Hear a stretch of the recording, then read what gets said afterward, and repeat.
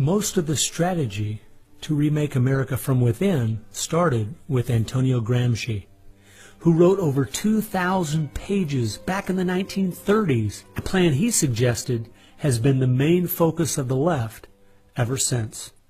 Antonio Gramsci was a neo-Marxist philosopher. Antonio Gramsci was an Italian communist.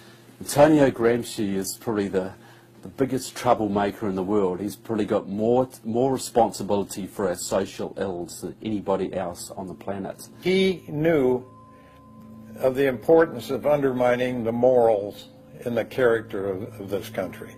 Because America had a strong Christian heritage, you had to attack the culture. You had to change the culture. Even to pornography, into areas that most people normally wouldn't accept. He said that we're going to destroy the West by destroying its culture. We're going to infiltrate and we're going to turn their music, their art, and their literature against them.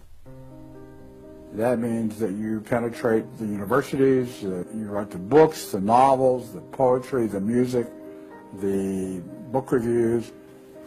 And once you control the culture, then you can sort of shape the thought of rising generations. He differed with Marx. Instead of, for example, destroying the church or the other basic institutions, he said infiltrate them and use them to change the culture.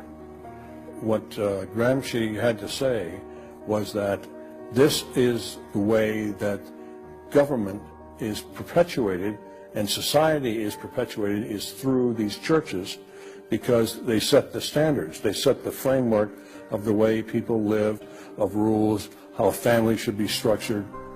He didn't want a revolution on the streets that would be overturned by the police the next day. He wanted to change society over the long term so that we'd have a revolution without us even realizing it, basically. And the communists have been very effective in promoting their ideology in Hollywood, in the mass media. And I think he was quite right. I think that's exactly what has happened. I think that's the way it's worked. I think it's working that way now. And that's where a lot of these people come from. And that's been the big success story of communism in the last 50 years. It's the professors, it's the educationalists, it's the journalists. They are the shock troops, the Gramscian shock troops of the future.